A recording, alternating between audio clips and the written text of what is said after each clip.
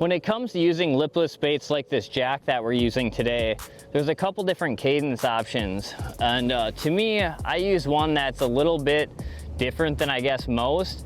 And what I actually do is I use my reel for majority of all the action I create with the bait, instead of basically ripping the rod, you know, 3-4 feet at a time and then reeling up the slack. What I do is I let my bait fall, hit bottom, and then I just use my reel 3-4 times really fast depending on the depth. Sometimes it's only 2 if I'm in deeper.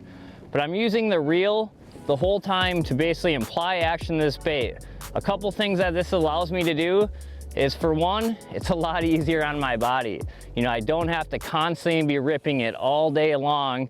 But more importantly, what it does is when I reel this bait, my line is always tight to my rod, so I can always feel everything.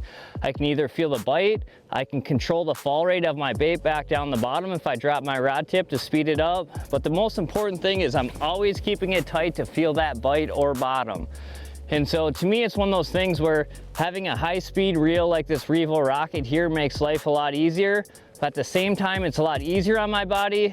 I have a lot more control and I have a lot more feel. So to me, it's one of those things, it's a little bit to get used to. But at the end of the day, I think you're gonna be a lot happier that you did this retrieve versus ripping that bait constantly all day long.